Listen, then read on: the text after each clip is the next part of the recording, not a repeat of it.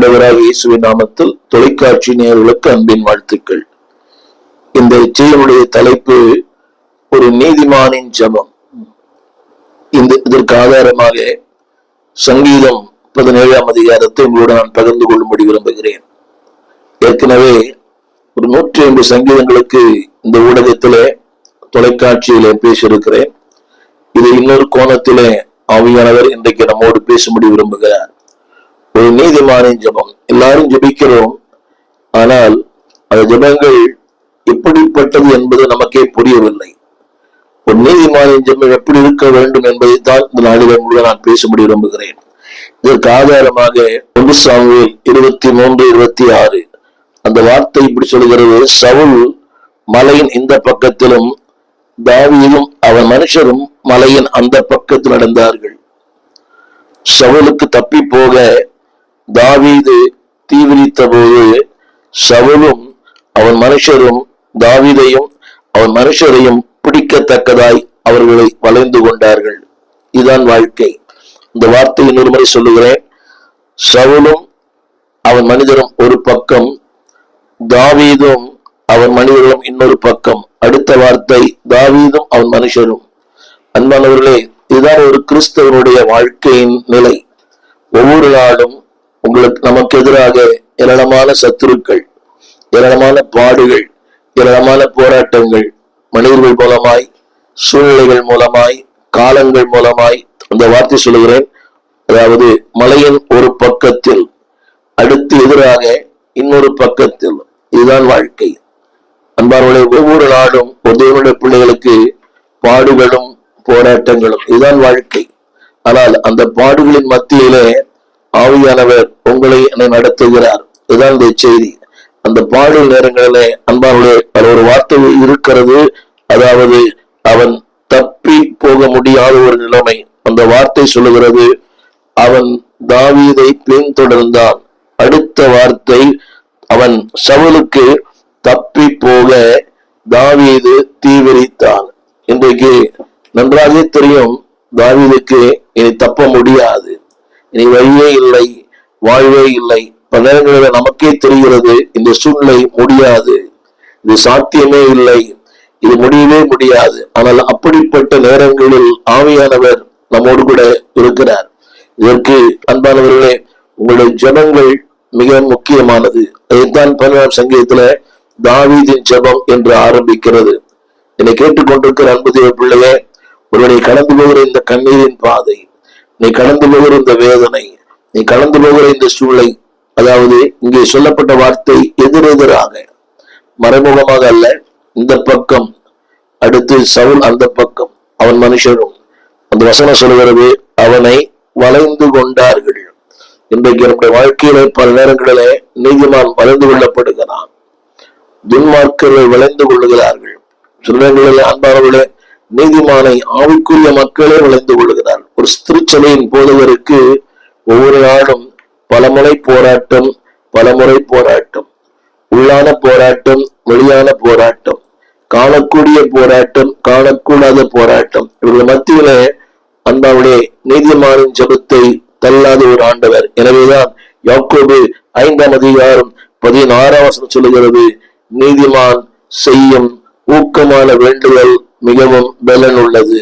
என்னை கேட்டுக்கொண்டிருக்க பிள்ளையே, ஒருவேளை நீ சூழ்நிலைகளால் வளைந்து கொள்ளப்பட்டிருக்கலாம், மக்களால் வளைந்து கொள்ளப்பட்டிருக்கலாம், சமூகம் உன்னை வளைந்து கொண்டிருக்கலாம், தப்பி போக வழி இல்லாமல் இருக்கலாம். அந்த வார்த்தை சொல்கிறது, அவன் தப்பி போக முடியாமல். பல நேரங்களில நம்முடைய வாழ்க்கையில் தான் உண்மை, தப்பி செல்ல வழி இல்லை. ஆனால் பக்தன் பாடுகிறார், தப்பி செல்ல வழி திறந்தார்.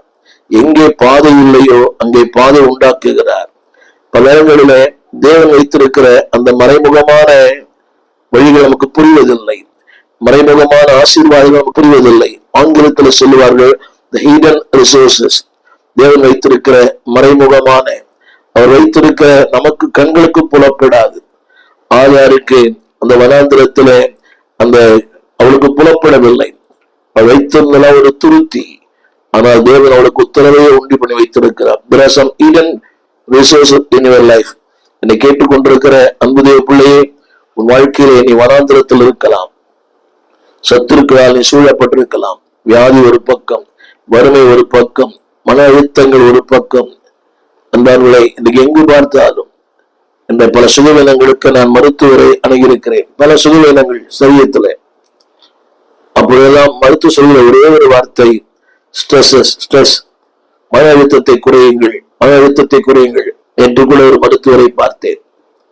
சரீரத்துல சில பலவீனங்கள், அவர் சொல்கிற ஒரே வார்த்தை, மன அழுத்தத்தை குறையுங்கள். அன்பானவர்களே, மன அழுத்தத்தை குறைக்கிறவர் ஆண்டவர் மட்டும்தான். எல்லாருக்கும் மன அழுத்தங்கள் இருக்குது. அதாவது அவன் தான் ஒண்ணுமே சொல்லல. அவர் சொன்ன ஒரே வார்த்தை, டோன்ட் பி ஸ்ட்ரெஸ், ரொம்ப மன அழுத்தத்தோடு இருக்காதீங்க. உங்க வாழ்க்கையில் எல்லாருக்கும் அது இல்லாத மனிதர்களே இல்லை. ஆனால் உலகம் சொல்லுகிற மருத்துவங்கள் வேறு, தேவன் சொல்லுகிற மருத்துவங்கள் வேறு. உலகம் கொடுப்பது அது விஞ்ஞானம். ஆனால் தேவன் சொல்கிறார், உங்களுடைய மன அழுத்தத்திலிருந்து தப்பி செல்ல ஒரு 3 வழிகளை நான் சொல்லுகிறேன். நம்பர் 1, முதலாவது உங்களுடைய ஜபங்கள், யுவர் அப்பீல். அது எப்படி வேண்டுமானால் it should be divine justice. ஒரு 3 குறிப்புகளை சொல்லுகிறேன். 2வது, எதற்காக ஜெபியுங்கள், டிவைன் மெர்சி. 3வது, டிவைன் ஆக்ஷன். என்னுடைய செய்தியை கருத்தாய் கேளுங்கள். அன்பானவர்களே, அப்படிப்பட்ட நேரங்களிலே முதலாவது ஜெபிக்க மறவாதிருங்கள். அது கடினமான நேரங்கள் தான்.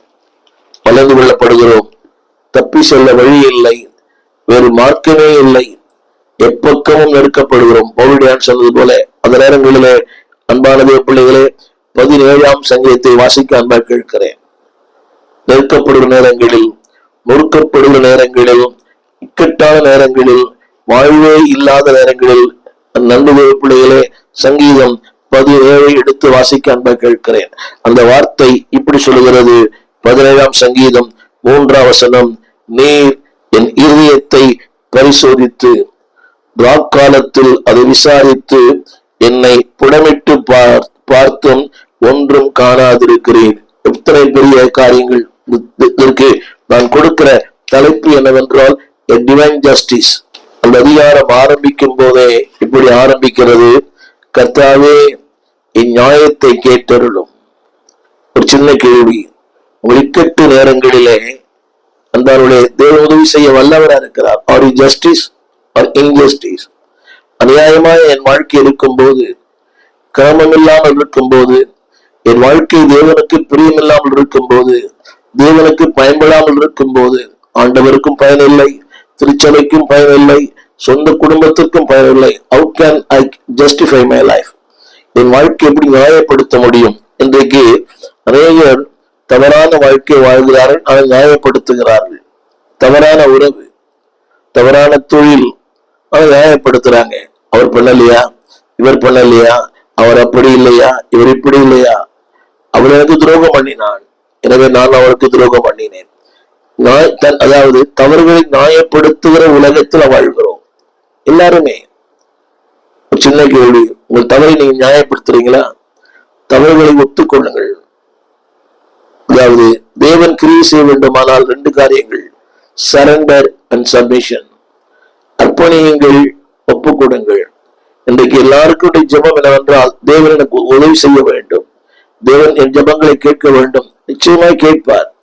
But there are 2 things very necessary in your life. One is submission, அர்ப்பணம். இன்னொரு சரண்டர். ஆண்டவரே, நான் ஒன்றுமில்லை, நான் ஒன்றுமில்லை, நான் ஒன்றுமில்லை. என்னை கேட்டுக்கொண்டிருக்கிற அன்பு தேவ பிள்ளையே, அந்த தாவீதினுடைய ஜெபத்தை என் நியாயத்தை கேட்டருளும். அன்பானவர்களே, 2வது, என் கூப்பிடுதலை கவனியும், கவனமில்லாத உதறது பிறக்கும், என் விண்ணப்பத்துக்கு செவிப்படும். எத்தனை அருமையான ஜெபம் பார்த்தீங்களா? இது தன்னை மேன்மைப்படுத்துவது அல்ல, தன் நிலைகளை ஆண்டவர் சொல்லு. God knows your loyalty, God knows your justice, God knows your life. ஆனால் இது சொல்ல முடியுமா இந்த வார்த்தையை?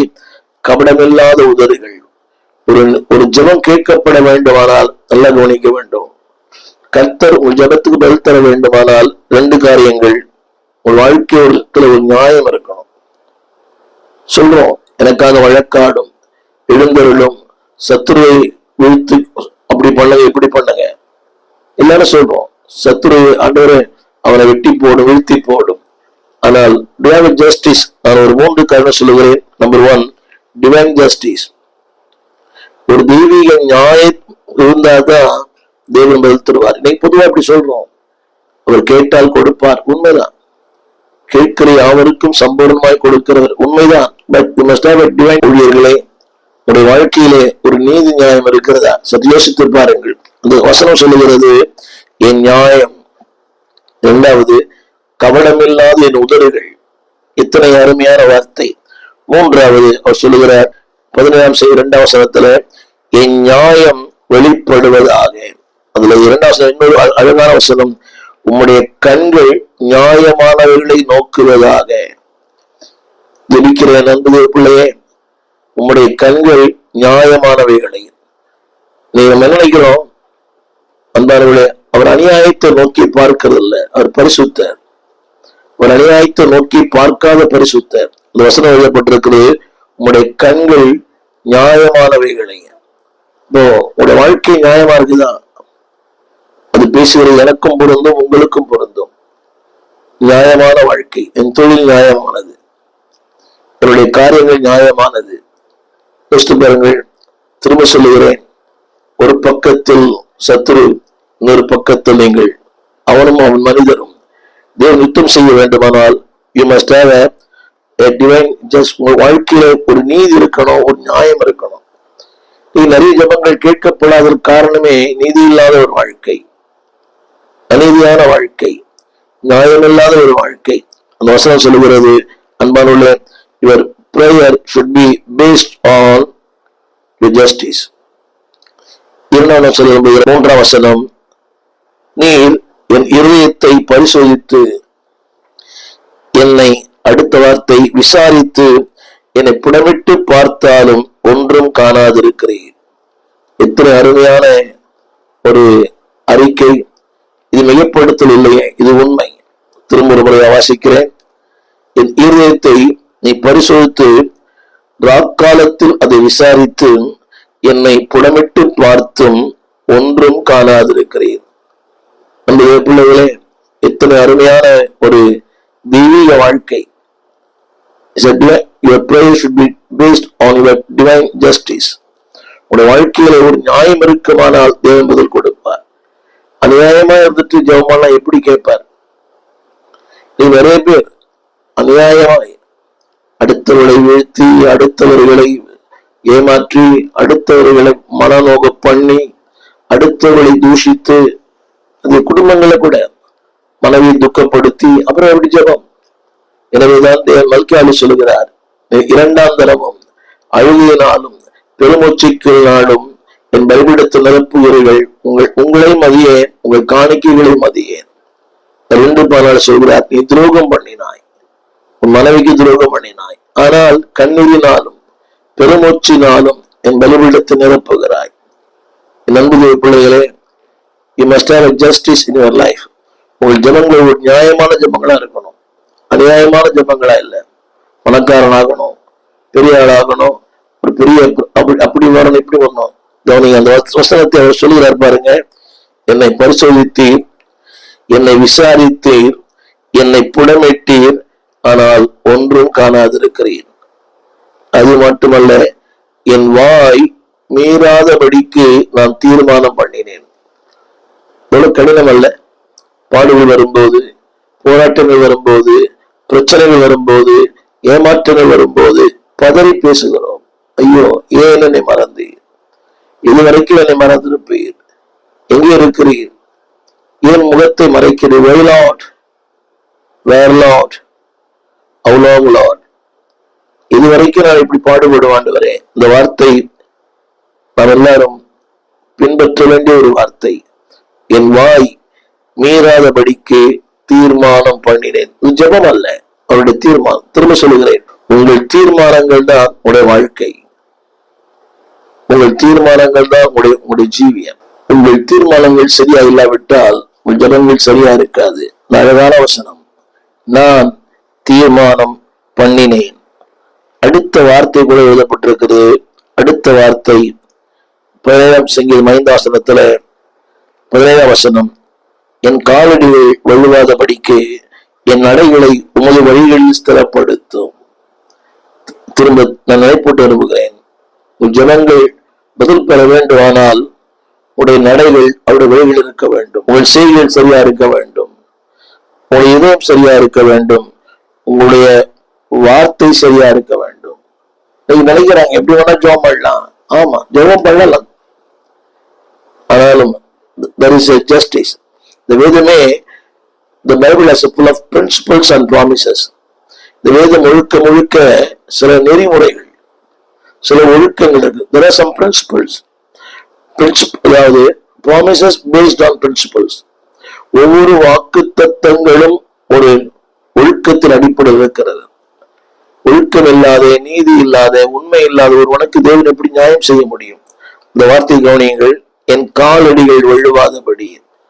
அவர்களுக்கு அர்த்தம் இயற்கையான காலடி இல்ல. We sleep many times. நான் சொல்றது அது எழுத்தும்படி அல்ல. சரியான பாதையில போகிறோம். ஆனால் அந்த பாதை சில நேரங்களில் நமக்கு அடுத்தவங்களை பார்க்கிறோம். தவறான பாதை, மோசமான பாதை. டிஸ்ட்ராக்டட். உடைய திசை மாறுகிறோம். இல்லை, உங்கள் கால்கள் வழுவாதபடி நீங்கள் போகும் பாதை, நீங்கள் செல்லும் பயணம் ஒரு நாளும் it not be distracted by you. ஒரு நாளும் அதை அடுத்தவங்களை பார்க்காதீங்க. Focus your eyes. கண்களை பதிய வைப்போம் கர்த்தராம் இயேசுவின் மேல். கடந்ததை மறந்திடுவோம், தொடர்ந்து பயணம் செய்வோம். யாரையும் பார்க்காதீங்க. எனவேதான் இப்ரே ஆக்கியோன் சொல்லுகிறான், மேகம் போன்ற இத்தனை திரளான சாட்சிகள் என்னை சூழ்ந்திருக்க பாரமான யாவற்றையும் தள்ளிவிட்டு விசுவாசத்தை துவக்குகிறவரும் முடிக்கிறோமாகிய அவரை நோக்கி ஓடுகிறேன். கடினம். அன்பானவர்களே, அடுத்து வார்த்தையை சொல்லுகிறார் 17ஆம் அதிகாரம் 3ஆம் வசனத்தில். Number 1, your prayer should be based on your justice. என்ற முதல் குறிப்பு, it should be clean. It should, அதாவது உங்கள் ஜனங்கள் பதில் பெற வேண்டுமானால் உங்களுடைய சிந்தைகள் சரியா இருக்க வேண்டும். 17ஆம் சங்கீதம் 3ஆம் வசனம், என் சிந்தை. சொல்லும்போது மைண்ட். ஆங்கிலத்தில் சொல்லுகிறேன், it clear thoughts. சிந்தை எப்படிப்பட்டது? மோசமான, அழுக்கான, அசுத்தமான, கேவலமான சிந்தை. பாட்டுதான் பாடுறோம், என் சிந்தை நீர் அறிவீர். திரும்ப சொல்லுகிறேன், உங்கள் செயல்பாடுகளை விட ஒரு சிந்தை தான் முக்கியம். God is more concerned your intention than your action. ஆண்டவருக்கு உங்கள் செயல்கள் முக்கியம் அல்ல, உங்கள் நோக்கங்கள் முக்கியம். இந்த ஊடகத்தில் பேசுகிறோம், அது ஒரு செயல்பாடு. ஆனால் தேவன் அந்த நோக்கத்தை தான் அவர் பார்க்கிறார். Why I am preaching? நான் ஏன் உங்களோட இந்த ஊடகத்தில் பேசுகிறேன்? என்ன நோக்கத்தோடு பேசுகிறேன்? திரும்ப சொல்லுகிறேன், உங்கள் செயல்பாடுகள் பிரம்மாண்டமா இருக்கலாம், ஆனால் உங்கள் நோக்கம் அது சரியா இல்லை என்றால் செயல்பாடுகள் சரியா இருக்கு. நிறைய பேர் இன்னைக்கு இந்த அரை நூற்றாண்டு அனுபவத்தில் பார்த்தேன். many big preachers, the action outstanding, ஆனால் அவருடைய நோக்கமே சரியில்லை. உண்மை உண்மை உண்மை. சொல்லுகிறேன், செயல்பாடுகள் முக்கியம் அல்ல, நோக்கங்கள் முக்கியம். நோக்கங்கள் சரியில்லை என்றால் உங்கள் செயல்பாடுகள் உலகத்துக்கு வேணும், செயல்பாடுகள் பிரமாண்டமா இருக்கலாம், ஆனால் தேவனுடைய பார்வையிலே உங்கள் செயல்பாடுகள் அர்த்தமற்றது. God will despise. தேவன் அதை புறம்பே தள்ளுவார். முதல் குறிப்பு, அதாவது உங்கள் ஜனங்கள் பதில் பெற வேண்டுமானால் it should be based on clear thoughts, சரியான சிந்தை. இரண்டாவது, அன்பானவர்களே, clear words, உங்கள் வார்த்தைகள் சரியா இருக்கணும். 17ஆம் அதிகாரம் 3ஆம் வசனம், அந்த வார்த்தைகள் என் வாய் மீறாதபடி. அதுல நிறைய எவ்வளவு பொய் இல்லை, மையப்படுத்தல், பொய், அதோட வஞ்சக புகழ்ச்சி. நான் சொல்றது வார்த்தை கிளியர் தாட்ஸ். இரண்டாவது கிளியர் வேர்ட், ஒரு வார்த்தைகள் சுத்தமா இருக்கட்டும். கொடுப்பு என்று சொல்லி கொடாதிருக்கிறவன் அவன் ஏமாற்றுக்காரன். வார்த்தைகள் சுத்தமா இருக்குதா? ஜெபிப்பது ஒன்று, ஆனால் செய்வது ஒன்று. வேண்டாம், எது ஜெபிக்க செய்யுங்கள். ஆலயத்துல பசுத்தவன் ஆக்ட் பண்ணலாம். ஒரு பக்தர் இப்படி சொன்னார், சபையில கிறிஸ்டோபரா இருக்கிறார், வீட்டுல லூசிபரா இருக்கிறார், தேவையில்லை. Your words should be clear. முதலாக சொன்னேன், your clear thoughts, சரியான சிந்தை. இரண்டாவது clear word, சரியான வார்த்தை. மூன்று சொல்ல விரும்புகிறேன், clear deeds, உங்களுடைய செய்கள் சரியா இருக்கணும், சிந்தை சரியா இருக்கணும், வார்த்தை சரியா இருக்கணும், உங்களுடைய கிரியைகள் சரியா இருக்கணும். ஐந்தாம் வசனம் அந்த வார்த்தை போட்டிருக்கிறது தமிழ் வேதத்துல டீச். 4ஆம் வசனத்துல உங்கள் செய்கைகளை குறித்து 17:4 செய்கைகளை குறித்து சின்ன கேள்வி. உலகத்துக்கு தெரியாம இருக்கலாம் உங்க செய்கை, ஒரு மனைவிக்கு தெரியாம இருக்கலாம், ஒரு கணவருக்கு தெரியாம இருக்கலாம், ஒரு பெற்றோருக்கு தெரியாம இருக்கலாம். ஆனா ஒரு செய்கைகளை கர்த்தர் அறிந்திருக்கிறார். He knows your deeds. ஒரு செய்கை எப்படிப்பட்டது, ஒரு செய்கை எதன் அடிப்படையில் இருக்கிறது? புகழுக்காகவா, பணத்திற்காகவா, பெருமைக்காகவா? நிறைய பேர் பெருமைக்காகவே ஊழியம் செய்கிற மக்கள் ஏராளம். கிருபை இல்லை, அதற்கேற்ற தகுதி இல்லை, அதற்கேற்ற அழைப்பு இல்லை. ஆனா they want to do the ministry. நான் நிறைய பேரை பார்த்துட்டேன். பணம் இருக்கிறது, வசதி இருக்கிறது, அதாவது தேவனுடைய வாய்ப்பு இல்லை, அவங்களுக்கு எல்லாம் இருக்கிறது. Money power, man power, muscle power. ஆனா அது காட்ஸ் பவர் இருக்காது. தேவன் சொல்கிறது உங்கள் ஜபங்கள் பதில் பெற வேண்டுமானால் உங்கள் செய்திகள் சரியா இருக்க வேண்டும். இந்த முதல் குறிப்பு டிவைன் ஜஸ்டிஸ், ஒரு நீதி உள்ள ஒரு வாழ்க்கை. இரண்டாவது, அந்த நீதி உள்ள வாழ்க்கை இருக்குமானால் you will get a divine mercy. You will get a divine mercy. படிக்க கேளுங்கள். 6:7 அதுல சொல்லப்பட்டிருக்கிறது you will have a divine mercy. அது ஒரு வார்த்தை, தேவனே எனக்கு நீர் செவி கொடுக்கிறீர், தேவனே நீர் எனக்கு செவி கொடுக்கிறீர். அது மட்டுமல்ல, அடுத்து என் வார்த்தையை கேட்டருளுகிறீர். 17:7 டிவைன் மர்சி. அந்த முதல் குறிப்பு 6ஆம் வசனம். நீங்க தேவன் புரியும். God will attend your prayer. The mercy of God will attend your prayer. தேவனே உங்க ஜபத்துக்கு பதில் தருவார். 6ஆம் வசனத்தை படிக்கிறேன். அதாவது நான் கெஞ்சுகிறேன், எனக்கு செவி கொடுக்கிறேன். எத்தனை நிச்சயம், எத்தனை உறுதி, எத்தனை ஸ்திரத்தன்மை. It is not a weak prayer. இது ஒரு மந்தமான ஜபம் அல்ல. அந்த வார்த்தை சொல்கிறேன், நோக்கி கெஞ்சுகிறேன், எனக்கு செவி கொடுக்கிறீர், உங்களுடைய செவியை சாக்கிறீர், என் வார்த்தையை கேட்கிறீர். இரண்டு பிள்ளையே, திரும்ப your thoughts, your words, your deeds, உடைய வார்த்தைகள், உடைய செய்திகள், உங்கள் சிந்தனைகள் சரியா இருக்குமானால் தேவன் உடைய இரக்கம் உங்களுக்கு இருக்கும், ஜபங்கள் கேட்கப்படும். அது மட்டுமல்ல, 7ஆம் வசனத்துல God will reveal His mercy in your life. உம்முடைய அதிசயமான கிருபைகளை விளங்க பண்ணுவார். முதல் குறிப்பு என்னவென்றால் ஜெபங்களுக்கு பதிலளிப்பார். இரண்டாவது, கிருபைகளை விளங்க பண்ணுவார். ஆங்கிலத்தில் இந்த வார்த்தை the mercy of God will reveal. தேவனுடைய கிருபை வெளிப்படுத்தப்படும். இந்த கிருபை என்பது, கிருபைக்குள்ள எல்லாமே இருக்குது. ஐஸ்வர்யம், ஆசீர்வாதம், மேன்மை, உயர்வு, அந்தஸ்து எல்லாமே இந்த கிருபைக்குள்ள இருக்கிறது. God will reveal His mercy in your life. அது மட்டுமல்ல அன்பானவர்களே, உள் ஜனங்கள் நீதியா இருக்குமானால் நீங்கள் நிச்சயம் பாதுகாக்கப்படுவீர்கள். The protection of God. முதல்ல the attendance of God. தேவன் ஜபத்துக்கு பதில் தருவார்.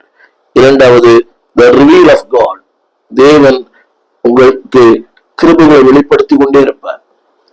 கிருபைகளை, வரங்களை, வல்லமையை, வாழ்வை, உயர்வை வெளிப்படுத்தி கொண்டே இருப்பார். மூன்றாவது விரும்புகிறேன், God will protect you. தேவனுடைய பாதுகாப்பு எந்நேரம் இருக்கும். அது எப்படி வேணா இருக்கலாம். ஒரு பக்கம் சவுல், அவன் மனிதர்கள், but you will be protected by God.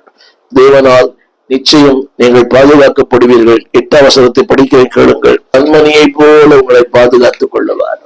அன்பானவர்களே, டிவைன் ப்ரொடெக்ஷன். கண்மணி, இமைகள், விழிகள், அதற்குள்ளே மணி. அது இமைகள் இருக்கிறது, அதுக்கப்புறம் இமைகள் இருக்கிறது, அதுக்குள்ள விழி இருக்கிறது, அதுக்குள்ளே கண்மணி இருக்கிறது. தட் மீன்ஸ் உங்களை வைத்து அவர் பாதுகாக்கிறார். There is a divine protection. என்னை கேட்டுக்கொண்டிருக்கிற அன்புடைய பிள்ளையே, உன் ஜெபங்கள் பதில் பெற வேண்டுமானால் நீதியான வாழ்க்கை, உண்மையான வாழ்க்கை, பிரியமான வாழ்க்கை, சிந்தைகள், பேச்சு, உன் செய்கள் தேவனுக்கு உகந்ததா இருக்குமே ஆனால் நிச்சயமாய் பதில் பெறுவாய், பாதுகாக்கப்படுவாய். பாதுகாக்கப்படுவது மட்டுமல்ல, தேவனே உனக்கு அடைக்கலமா இருப்பார். 8ஆம் வசனத்துல அந்த வசனம் அடிக்கிறது. 2 வார்த்தை இருக்கிறது. அதாவது protecting, இரண்டாவது ஒரு வார்த்தை, அதாவது நீ கண்மணி போல. that means you are so precious. எந்த மனிதன் தன் கண்ணை தன்னாலே குத்திக்கிறது இல்லை, பாதுகாக்கத்தான் விரும்புறாங்க.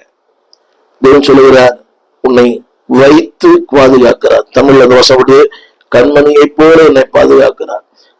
அதாவது உன்னை கண்ணுக்குள்ளே வைத்து உன்னை அவ்வளவு பத்திரமா. உன்னுடைய 2வது குறிப்பு டிவைன் மெர்சி, முதலாவது டிவைன் ஜஸ்டிஸ், 2வது டிவைன் மெர்சி, 3வதாக டிவைன் ஆக்ஷன். தேவனே உனக்காக யுத்தம் பண்ணுவார். வசனத்தை வாசிக்கிறேன் 13. கர்த்தாவே, நீ எழுந்திருந்து அவனுக்கு எதிரிட்டு அவனை மடங்கடியும், என் ஆத்துமாவை துன்மார்க்கனுடைய கைக்கு உடைய பட்டயத்தினாலே தப்புவியும். எழுந்திருந்து தேவனுடைய செய்கை, எதிரிட்டு மடங்கடித்து தப்புவித்து, these are all God's action. அவர் செய்ய காரியங்கள் எல்லாமே ஆச்சரியமானது, அற்புதமானது. திரும்ப சொல்லுகிறேன், எழுந்திருப்பார், அதாவது எதிராக யுத்தம் பண்ணுவார். 3வது மடங்கடிப்பார். 4வது உன்னை தப்புவிப்பார். அன்பானவர்களே, 5வதாக சொல்லப்பட்டிருக்கிறது, அன்பானவர்களே, இம்மையிலும் மறுமையிலும். அது மட்டுமல்ல, 6வது குறிப்பு, அன்பானவர்களே, தேவன் உங்களை ஆசீர்வதித்து அதாவது உமது திரவியத்தினால் நிரப்புகிறார். நன்றாக கவனிக்க வேண்டும், நன்றாக கவனிக்க வேண்டும். திரவியத்தினால் நிரப்புகிறார், புத்திர பாக்கியத்தை தருகிறார், திருப்தி அடைகிறார்கள், மீதியான பொருளை தங்கள் குழந்தைகளுக்கு வைத்து வைக்கிறார்கள். எத்தனை பெரிய பாக்கியம்! This is the divine action of God. இந்த வசனத்தை உங்களுக்கு சொல்ல விரும்புகிறேன். அதாவது இம்மையிலும் உங்களுக்கு பங்கு உண்டு, மறுமையிலும் உங்களுக்கு பங்கு. யாவ போர்ஷன் இந்த உலகத்திலே, மறுமையிலும் உங்களுக்கு ஒரு பங்கு வைத்திருக்கிறார். அது மட்டுமல்ல, உலக மக்களின் கைகளுக்கு உங்களை தப்பு வைக்கிறார். This is God's action, இதனுடைய செயல்பாடு. 3வது, உங்கள் வயிற்றை திரவியத்தினால் நிரப்புகிறார். 4வது, புத்திர பாக்கியத்தினாலே திருப்தியாக்குகிறார். 5வது, மீதியான பொருளை தங்கள் குழந்தைகளுக்கு வைத்து போகிறார். என்னை கேட்கிற அன்பு பிள்ளையே, அந்த வசனத்தை சொந்தம் பாராட்டுங்கள். இதை கேட்கும் போதே ஒரு ஆமென் என்று சொல்லுங்கள். தேவன் சொந்தப்படுத்துவார். இதை சொந்தப்படுத்திக் கொண்டு, இது எழுத்தல்ல, அவர் வாழ்ந்து பிறக்கிற வார்த்தை. அப்படியே செய்வார். அதாவது உங்கள் குழந்தைகளுக்கு வைத்து போவீர்கள். இவ்வளவு பெரிய பாக்கியம் அல்லவா? அது மட்டுமல்ல, வேதம் சொல்கிறது, அன்பானவர்களே, தேவன் தன்னை உறுதிப்படுத்துவது மட்டுமல்ல, அடுத்த வார்த்தை இங்கே சொல்லப்பட்டிருக்கிறது, உடைய வாழ்க்கையினுடைய எல்லா காரியங்களையும் அவர் பொறுப்பேற்றுக் கொள்ளுவார். 15 வசனத்தை வாசிக்கிறேன். நீ செய்ய வேண்டிய ஒரு காரியம், நானோ, இதுதான் வாழ்க்கையில பிரச்சனை. அதாவது வயிறு நிரம்புகிறது, திரவியங்கள் இருக்கிறது, புத்திர பாக்கியம் இருக்கிறது, திருப்தி இருக்கிறது, பொருள் இருக்கிறது, பணம் இருக்கிறது, ஆஸ்தி இருக்கிறது. ஆனால் பல நேரங்கள் தேவனுடைய உறவு இல்லை. இங்கே சொல்லப்பட்ட வார்த்தை God's communication, தேவனோடு இருக்கிற அந்த உறவு முக்கியம். திரும்ப சொல்லுகிறேன், தேவன் வாழ்க்கை நிரப்புகிறார். ஆனால் உறவு இல்லை என்றால் அந்த அந்த வசதி நிரந்தரமா இருக்காது. புரிய நினைக்கிறேன். இம்மையிலும் மறுமையிலும், நிறைய பேர் மறுமை பற்றி கவலைகளை, இம்மையிலும் நல்லா இருக்கணும் இல்ல, இம்மையிலும் உங்களுடைய பங்கை தருகிறார். நீதியா இருப்பீரானால் மறுமையிலும் இந்த பங்கு உங்களுக்கு உண்டு.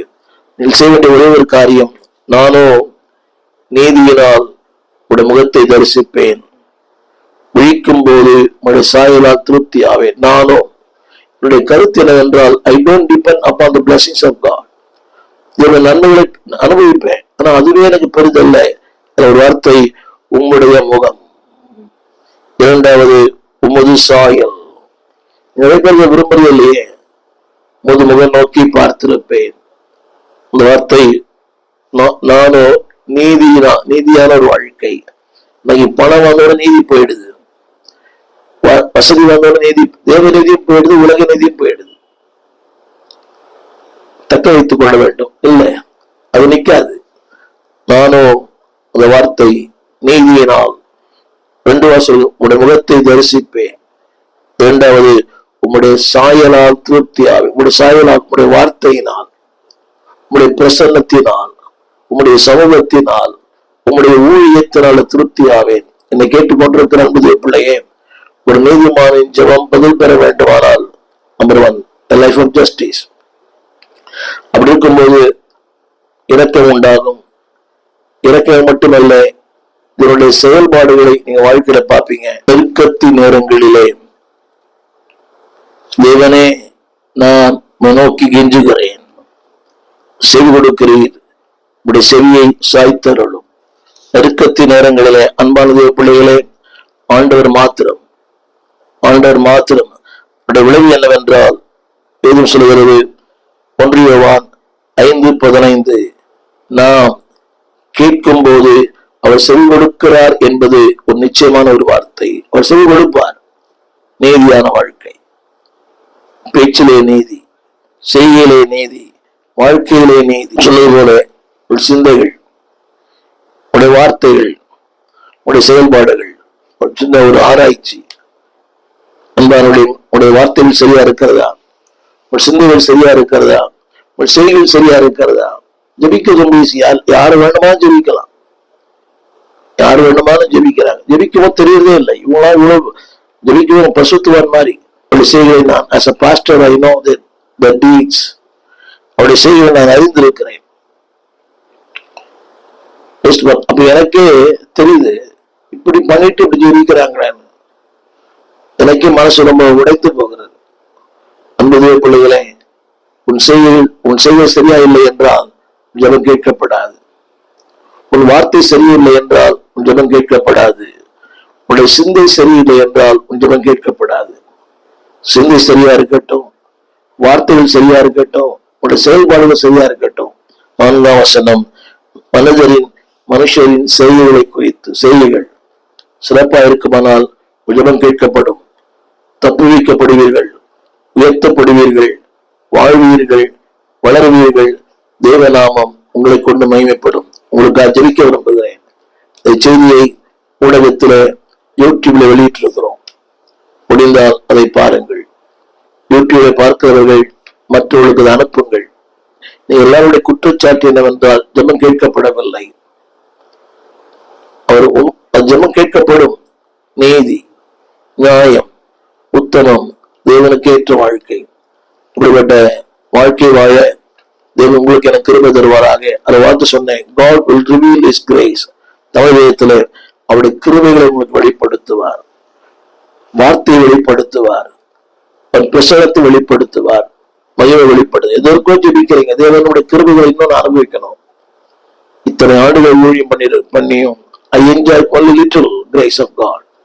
தேவ கிருபையை கொஞ்சம் அனுபவிச்சிருக்கிறேன், இன்னும் அந்த கிருபை அனுபவிக்கணும். எனக்கென்று வைத்திருக்கிற திட்டங்கள், தீர்மானங்கள், மறைவான ஆசீர்வாதங்கள், அதை அனுபவிக்க தேவன் கிருபை தரணும். ஜெபிப்போமா? வானத்தையும் பூமியும் படைத்த நல்ல ஆண்டவரே, தர்மையான வேலைக்காக நன்றி. தேவனே, சவுலும் அவன் மனைவர் ஒரு பக்கத்தில், தாவீதும் அவன் மனைவின் இன்னொரு பக்கத்தில். தாவீது சவுலால் வளைந்து கொள்ளப்பட்டார். தப்பி செல்ல வழியில்லாத நேரத்திலே நோக்கி பார்த்தபோது விடுவித்தீரே. அதே தேவன் இன்றைக்கும் யாரெல்லாம் இக்கட்டுகளிலும் வெறுமையிலும் கண்ணீரிலும் போராட்டத்தில் இருக்கிறார்களோ நோக்கி பார்க்கும் போது விடுதலையாக்கும். அவருடைய சிந்தைகள், அவருடைய பேச்சு, அவருடைய செயல்கள் அத்தனையும் உமக்கு பிரியமா இருக்கட்டும்.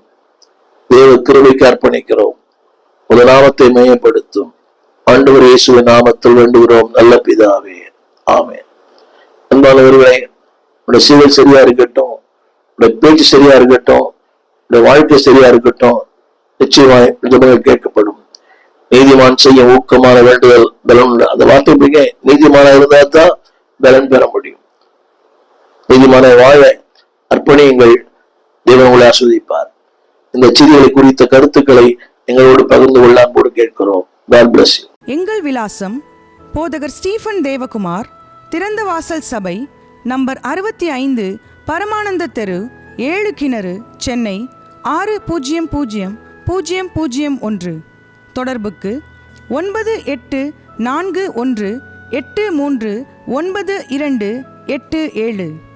மேலும் 04443183330. எங்கள் மின்னஞ்சல் stephenopendor@gmail.com. எங்கள் தேவ செய்திகளை யூடியூப் சேனலில் பார்த்து பயனடையுங்கள். தேவன் உங்களை ஆசீர்வதிப்பாராக.